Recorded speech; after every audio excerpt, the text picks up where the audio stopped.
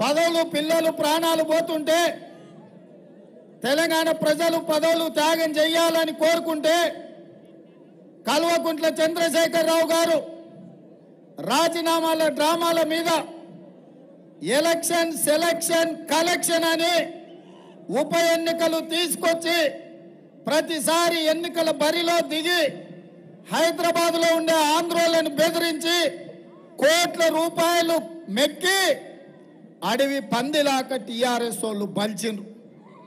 కానీ ఆనాడు ఉస్మానియా యూనివర్సిటీకి పోయి విద్యార్థులను కలిస్తే విద్యార్థులందరూ కలిసి ఎంకన్నతోటి ఎంకన్నా నువ్వు తెలంగాణ కోసం మంత్రి పదవి రాజీనామా చేయి, తెలంగాణ ఎట్లా రాదో చూద్దామంటే మీ అభిమాన నాయకుడు కోమటిరెడ్డి వెంకటరెడ్డి గారు ఆనాడు మంత్రి పదవిని త్యాగం చేసి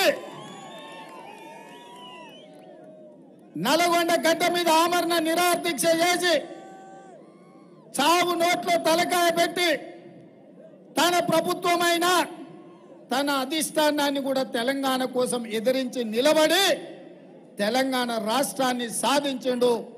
ఆయన ఎంకన్నా చెప్పిండు మళ్ళీ తెలంగాణ రాష్ట్రంలోనే ఏదైనా పదవి తీసుకుంటా, ఉమ్మడి రాష్ట్రంలో సమైక్య పాలనలో నాకు మంత్రి పదవి వద్దు అని ఆనాడు కొండా లక్ష్మణ్ బాబూజీ ఎట్లా త్యాగం చేసిండో ఈనాడు కోమటిరెడ్డి వెంకటరెడ్డి మంత్రి పదవికి రాజీనామా చేసి మీ నల్లగొండ పౌరుషాన్ని మీ పోరాట పటిమను కోమటిరెడ్డి వెంకటరెడ్డి గారు ఇవాళ నిరూపించారు.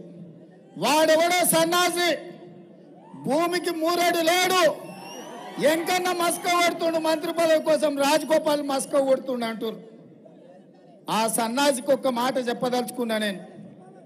దొరగారి గడిలో సారాలో సోడా పోసి కాదు వాళ్ళు వచ్చింది.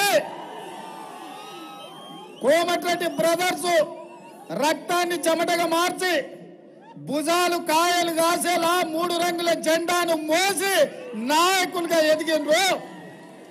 నల్గొండ సమస్యల మీద కొట్లాడి అధిష్టాన్ని ఒప్పించి మెప్పించి ఇవాళ వాళ్ళు ఈ బాధ్యతలో ఉన్నారు.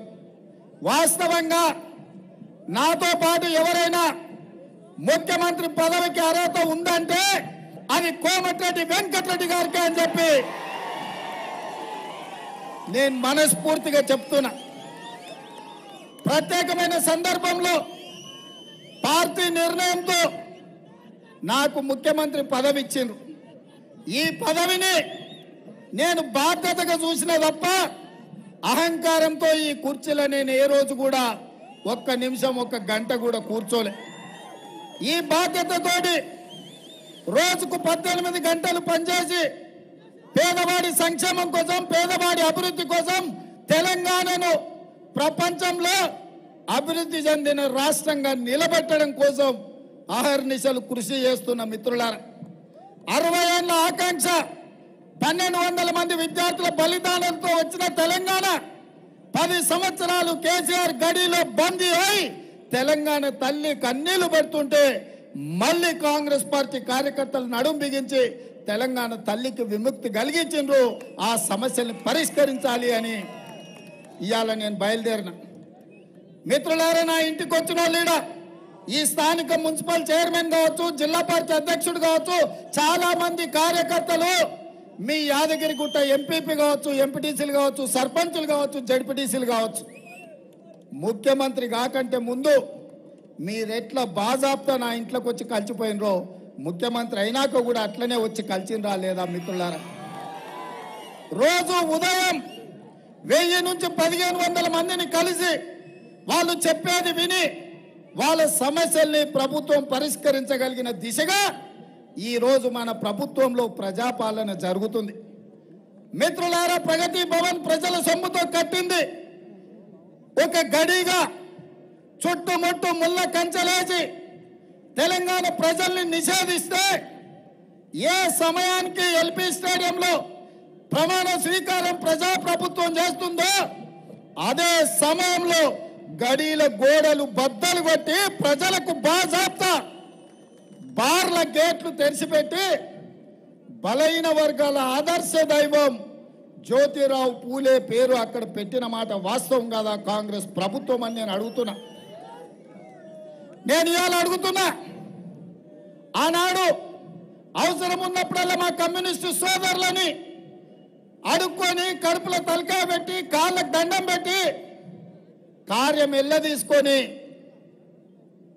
కరివేపాకులాగా కమ్యూనిస్టు సోదరుల్ని పక్కన పెట్టిన వాట వాస్తవం కాదా?